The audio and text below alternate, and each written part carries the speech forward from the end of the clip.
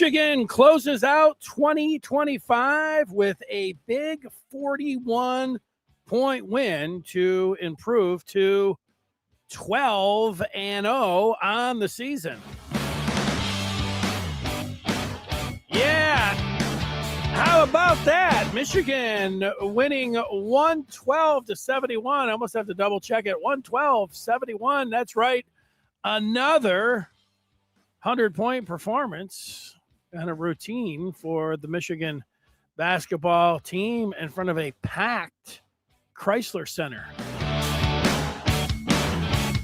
Good evening, everybody. Welcome in to the Michigan basketball postgame live show. We're here after every Michigan basketball game, including tonight's, to close down the 2025 season. And there's lots to look forward to for this team in the new year, which will start next week. And tonight they needed to take care of business against McNeese State. McNeese, I guess they just go by.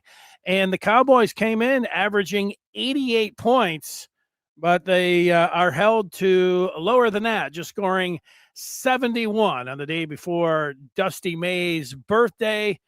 Michigan gets in there and they make it count with their victory to go to 12-0 on the season. And Michigan now, this is the 8th time that they've gone over 100 points, if you're keeping track for the season.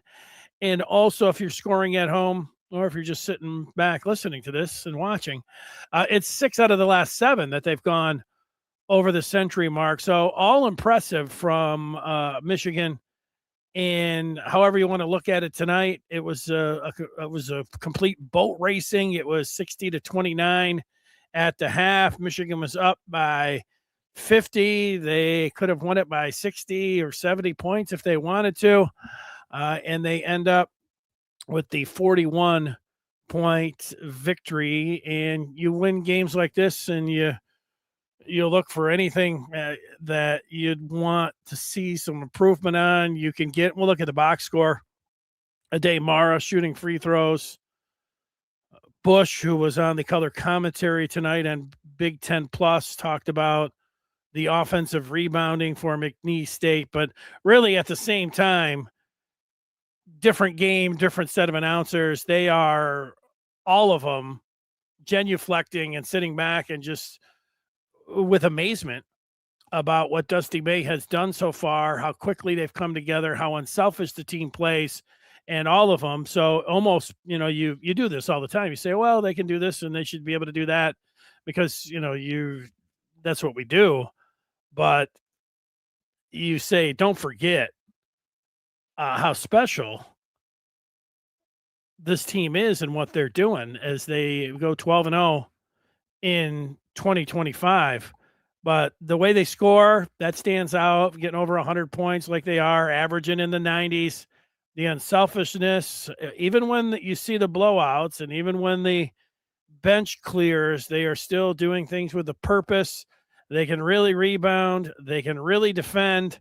And the crowd tonight, that was something that I was wondering about, going back to when it was the Chrysler Arena many nights.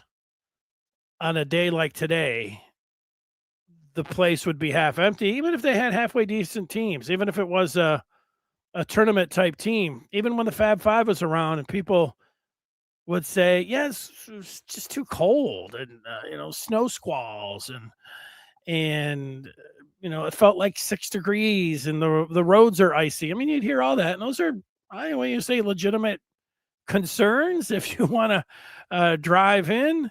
And then, even if the game was sold out, you wouldn't have the fans coming out in earnest. And, as I would say for John Beeline's teams all the way through, you would get that. And, you'd say there's a lot of excuses or just reasons for people to stay away. So I was going to be interested tonight because the students weren't around. It was billed as a sellout. Would the Michigan fans for the number 2 team in the nation who lined up for the opener for Oakland, I remember seeing a picture of the students the line had to be 100 yards long. That was something I had never seen before. And so I was thinking about that tonight and today when it was so cold, if people were really going to brave the elements and make their way in to see this team play, who was a 23.5 point favorite. You knew they were going to win.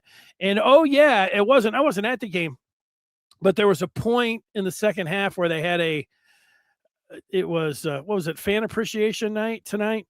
I believe they gave everybody the bracelets that light up, and so they took the picture from the floor, but you could easily see the blue section above, and you could see it all lit up with fans, and it didn't look like there was room for anyone. It looked like it was packed. It was like they were playing another top 25 team. It was amazing that way. So I'd give props to the Michigan basketball fans who are going down and enjoying this team. That gets us to our Maize and Blue Review player of the game. And I'll go with Morez Johnson Jr.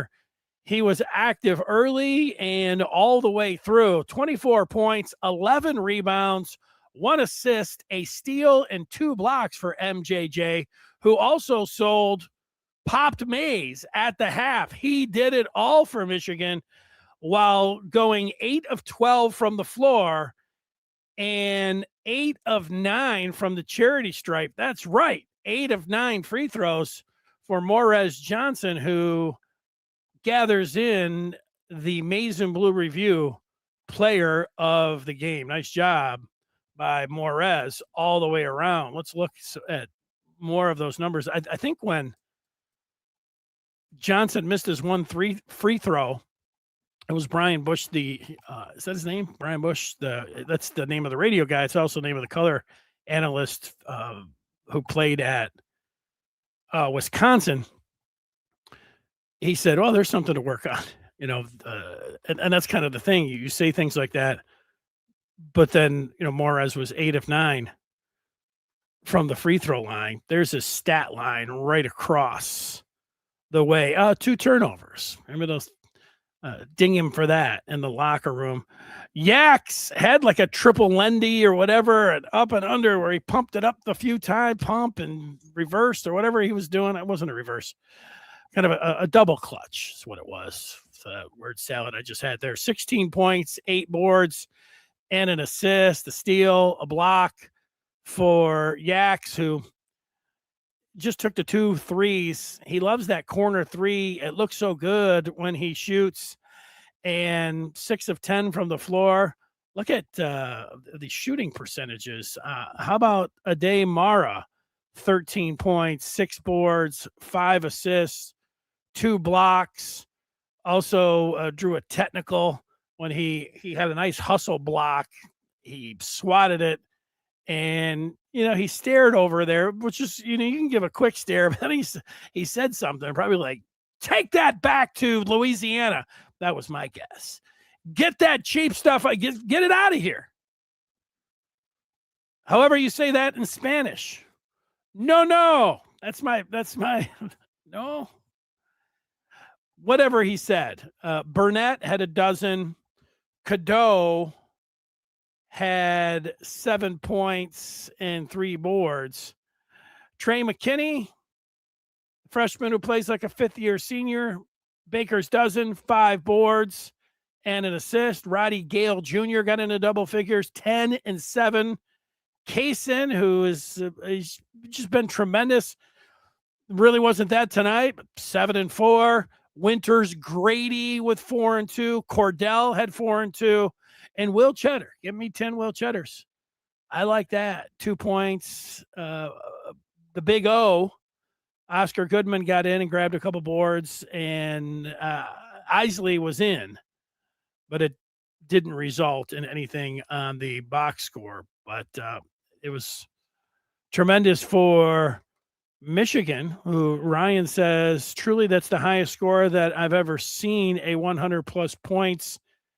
It's a career high. Yeah, I don't know. I would immediately look to 1989 and check the box score or the Michigan Basketball Reference and see how much they beat Virginia by that year. They might have scored more than 112 points. Former DVR saying we have trouble scoring. And Daniel says the ladies of Michigan are on FS1. If you are tired of watching a Monday Night Football blowout. Well, it was just 14-0. And it wasn't even halftime. I'm saying that was a blowout. I just want a lot of Bijan Robinson in that game. I'm kind of not watching. I'm just I'm there. Still DVR. That's it. How about it? Yeah, give it up to the women. They're doing a heck of a job. And they continue to go out there and do what they're doing. Then it's hockey too. 21. Do we get another Bijan Robinson touchdown? Give me the great news. That's what I want. Just great news. Don't give me any other kind of news. I know it was a defensive score there. Let's look at the rest of what I have for you for Michigan, and there's still a few things to tell you about. One is that we have Michigan as the number 2 ranked team behind Arizona. There are, what did I say? Was it 6 other teams that are still undefeated? Yeah, 6. Michigan is one of 6 teams nationally that remain undefeated. But Ken Pom, Michigan stays number 1 there. They're the number 1 defensive team, and their offensive efficiency rating is 5. I would imagine that it would go up after, throwing up 112 points. And the field goal percentages were pretty amazing to go along with that. Let's just read what those were, because at certain points there was not a whole lot going on, of course, for McNeese, and then Michigan was just the numbers that they were putting up. The efficiency, I guess, numbers, field goals and percentage and all that. Michigan shoots 59% from the floor, 30% from downtown. 45 free throws. Woo. 69%. They could bump that up. Talked about Mara, 3 of 10. It goes without saying. Let's see him. They were playing Hackabara at one point too, and you might see a little bit of that. He's shooting, I think, 40% for the season, and that's going down. When you're south of 50%, certainly 40%, other teams are going to go to a Hack-a-Shack or a Mall Mara type strategy. If nothing else is working, they'll probably go to that. But his it looks good. I wouldn't be surprised to see him get on some kind of run where he shoots a lot better from the free throw line. It looks like it comes off his hand pretty good. It looks like he's got a fluid shot. Well, I'm no expert. I'm just taking a look at it. I mean, I can see some of those guys. Like I mentioned Shaq. Shaq would get up there. It was kind of like a shot put. And he'd say, that's never going in. And I was talking about Big Ben Wallace from the Pistons. I used to go to a lot of the Pistons practices back in the day. And I would watch Ben Wallace. And he'd shoot a lot of free throws in practice. And I swear, Ben Wallace would sit there, body, I think is what she'd call him. And he would make 5, 6, 7, 8, 10 in a row, 15. You'd sit there and say, wow, Ben Wallace is a really good free throw shooter. You put him in the game, and then he was complete brick city. A lot different. I'm not telling you anything you don't know, but I'm telling you that it's a lot different when you have people in the stands and they're watching. These are the efficiency numbers. There it is. And here's the one. You want Michigan to be number 1 at some point. They have been number 1 in the NCAA evaluation tool, better known as NET. That's what it stands for. Michigan has been number 1 since that has come out. They are still number 1. followed by Arizona and Duke. Michigan will play Duke in February. In Washington, there's Gonzaga, the team Michigan dismantled in the desert. Iowa State, Vandy, Purdue, who Michigan plays in West Lafayette this year. UConn's up there. Who's that? BYU, Illinois. BYU with Dabansa, that guy. Pretty good. There's those evaluations. Let's look at the blank screen that I have in front of you. No, let's check the upcoming schedule for Michigan as we will now look to 2026. And that schedule is brought to you by the Maize and Blue Review. Hey, you missed maybe giving yourself the gift of the Maize and Blue Review, but it's not too late to jump in. It's a lot of fun. If you like Michigan basketball, it's worth it just for basketball. You get in, you live feed, you're with a bunch of other Michigan fans, you're talking, you're having a great time, you're getting the stories, you get everything that's going on there, recruiting. And it's the same thing for football. Football's got a lot of moving parts and a lot of things going on. Woo! Staffing, transfer portal. Go on over to on3.com. You get the Maize and Blue Review. You get On3, you get Rivals, and you get a complimentary year of The Athletic. Go to on3.com and double tap the Maize and Blue Review. You get instant access. We would love to see you over there. Now, here is the upcoming schedule. Michigan will host USC Friday, January the 1st, 2026 on Peacock. Sorry to be the bearer of bad news when it comes to that.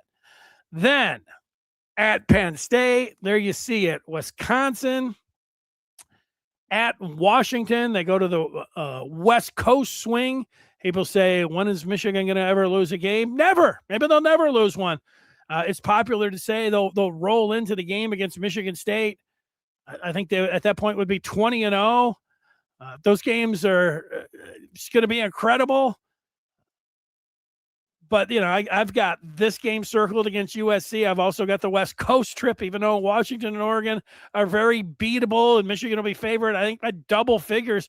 And Michigan was favored by 23.5, and they covered that by the half. And, you know, it's the way they're playing. But, you know, it can be just a challenge to go out to the left coast. And so they will have to do that. And there is the schedule. Let's go through some more of the feedback. This is a football question. Do I think the Michigan offense will rush for 2,500 yards next year? I don't know. I'd have to look at all the numbers. I don't know. You said you do. I know that Utah was a top 5 rushing team this year, and Whittingham is a physicality, run the ball, stop the run kind of coach. So, yeah, they're going to be featuring the run at Michigan under Whittingham. Nicholas says, give us ranked USC, Nebraska, and little brother to prove no doubt we are the number 1 team in the country. Mr. Martini's keeping an eye on that Monday Night Football game. And under par, 68, that is under par.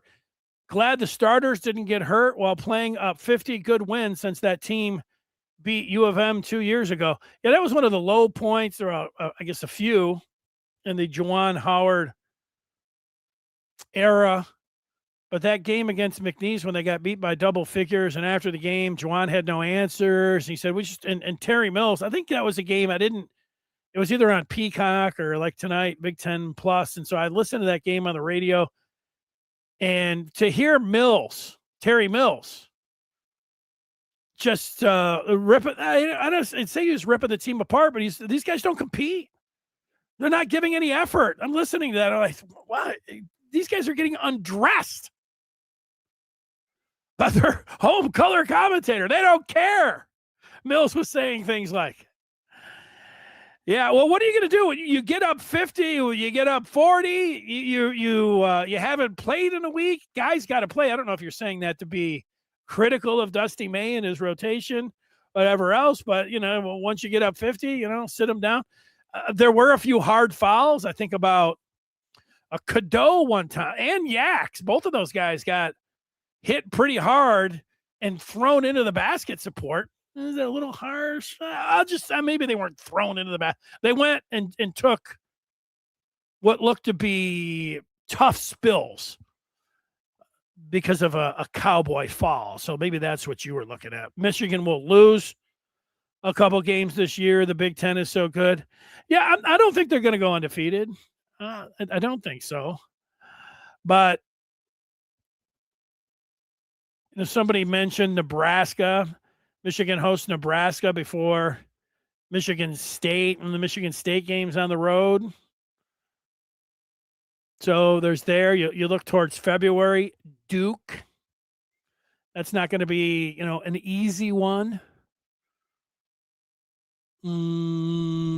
At Illinois. Losable. Where's that Purdue game? Oh, there it is. Here's the stretch. Michigan at Purdue. Michigan Duke. Minnesota, Michigan at Illinois. That is to close out February. If somehow they're undefeated and they get to at Purdue, Duke, and then Illinois 3 out of the 4 games, I would think that they would lose one of those. I would actually hope it would be to Minnesota because I'd like to see Michigan beat Duke, and of course I'd like to see them beat Purdue. Why aren't we number one? Michigan versus everybody. Well, because Arizona's been number one, and then they've been beating top 25 teams, and they've been blowing teams out. So it's okay about that. Michigan is number one in Ken Pom and then the net rankings, and they're just knocking on the door. Arizona slips up. Michigan, they can take it. There's so many, and Arizona's got a good freshman this year. It's an incredible crop. Michigan's got Trey McKinney. It's just it's a fabulous year in college basketball. Under Par says, love the show. Definitely wasn't upset with May playing the guys up 50. Just really happy no injuries occurred. Yeah. I'm with you. I'm with you. If they get up, they've been getting up by, such big margins, okay. Bring everybody else in. He has been able to get other guys. Winters Grady was coming in. He was not part of the regular rotation. There was, 9 minutes remaining when Winters went in there. And, when you're seeing Cordell, start to get up off the bench and Winters Grady, and then for sure when Howard Isley's in with 5 minutes to go, that it's pretty much over. What would the score prediction be if we played Arizona right now? Well, where are we playing them at? We're playing them on a neutral court in Indianapolis. Michigan by 3.5. That would be my line. But it's a long time. In April, I've been talking about January, the late February schedule. They didn't get more. April, hopefully we are still talking about April the 4th and 6th in Indianapolis. The 4th will be the Final Four in Indy, and then the 6th, the Monday night. Can you imagine Michigan being in the championship game? I'd love to see Arizona there on the other side. How about it? I've been thinking about that Final Four for a while now. Trajan says Michigan should let the bench warmers play the whole first half, and then the starters would have to come back and win. At least that way, we only win by 20 instead of 40. Interesting approach, Trajan, to do something like that. That would be very interesting. Howard Isley is going to take the jump for this game here. Yeah, I know you're being funny. They're not, they're not all going to be like this, but they have been. The majority have been. And I take you back to the beginning of the season, not against Oakland, remember it was Wake Forest in overtime, and they should have been playing that game at LCA. It should have been at the Chrysler Center. Only a 1-point win. They go down to TCU. They barely beat TCU by 4 points. This team needs to win by more. We were gnashing our teeth a little bit. Where's Yaks? But since then, the close wins, the desert was amazing. They played so amazing in Vegas. They blew out Rutgers. They blew out Villanova. And then they scored 100 against Maryland that game out. And then, you knew they were going to win against, I could have started. That would have been something to see. I could have started against LaSalle and McNeese. I wonder how bad I would. Pretty bad. I'll give you one quick story before I go. Even when I was at my very best, my playing days in my 20s, when I worked in radio in Ann Arbor, I had the luxury of being able to play on the floor that they played at. It's not the same floor anymore. It was Chrysler Arena floor. I got to play pickup there. Thank you to Jamie Morris who got me in there. But what was my point? Okay, here's the point. Michigan had, and so this is when I was at the height of my powers playing basketball. Shooting, shape, everything. Michigan had one time they had a walk-on who came in and played pickup. Some of them big football players, football coaches, and just local radio hosts. So this guy that never plays on the Michigan basketball team, a walk-on. I think they told him, take him out. Don't let him score and go to work on him. I couldn't stop. I mean, it was like Jordan against a high school player. That's how bad it was. And that's what I knew when you see, I could go out there. I could do that. No, you can't. No, you can't. Not that I was, some great player, but not that the guy I was playing against. And it was just such a wide gap. He was bigger. He was taller. He was faster. He did everything better than me. And then he didn't play at all, ever. Even in the last minutes. So that's my story. Never too far away from putting some, positive news out there. And this is positive. Chase says, I don't know if you reported it, but we retained Tony Alford. This is a Michigan basketball show. So I know how important Michigan football is. I should have said, Michigan moves to 12-0 and Alford stays with the football program. I probably should have put that in the lead somewhere. Probably should have mentioned it, but you are right. It is great news. Alford coming back. I saw pictures of him smoking a cigar, and it is reason to celebrate. Mr. Alford's done such a great job. Like having him back with the maize and blue. Matthew is saying USC on Friday. I can't wait. That's it. January the 2nd, USC. I can't wait either. DJ Pizza, my favorite. What's up, DJ Pizza? DJ Pizza, tell me, give me your overrated item on a pizza. Give me an underrated item on your pizza, and then I'll answer your question. The question is, do I think that Dusty will crush some pizza for his birthday? Dusty turns 49 tomorrow. Dusty doesn't really strike me as somebody who's going to get too worked up for his birthday, for food. Dusty strikes me as somebody who is going to watch some film, he'll be excited to wake up, kiss his wife, talk to his kids, maybe take his dog out in this super cold weather, and then do what he loves, which is heading up to basketball practice with a big smile on his face. I think Dusty's going to wake up on his 49th birthday and he is going to say, "This is the life. I love my life." Hey, when you're 12-0 and your team's playing like, happy birthday to me. I will say that it could happen. He could get some pizza for his birthday. I'll answer my own question.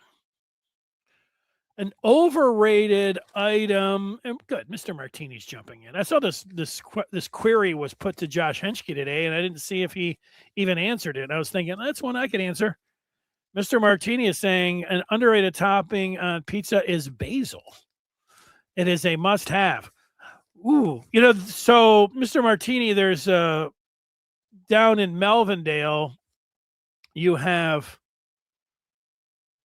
a pizzeria that is very famous, and I always see pictures of it, and there's basil on that pizza. Now, I'm not a real big basil fan, but when you say a must-have, ooh, I think a common answer for people that say would be overrated would be pineapple. And, ham and pineapple, I'm not really going there. I would go there. I have gone there, but that's not really going to be, I could understand somebody both putting ham and pineapple on the overrated items. Some hamburger, sausage. I like hamburger. I like sausage. I don't really like it on pizza. I would put those two meat, bacon. I like bacon. I don't really, I'm not ordering bacon, sausage, and hamburger on my pizza. It ends up getting too greasy. And usually the sausage, I don't know where they make the sausage. It doesn't seem like really great sausage, to tell you the truth. I'd rather have old school pepperoni, new school pepperoni, and then chopped pepperoni before I would go with any of those other meats. I don't know if I'm giving you my underrated and overrated. Give me a little green pepper. Livens things up on the pizza. DJ Pizza. Always good to see him. That's going to do it. Michigan with the victory over McNeese, 112-71. We will talk with you after the Michigan Bowl game. After the Citrus Bowl on Wednesday, and then Friday, and then for the opener and all of that. We'll see you over on the Maize and Blue Review. In the meantime, everybody have a great night. Thanks for watching. Good night.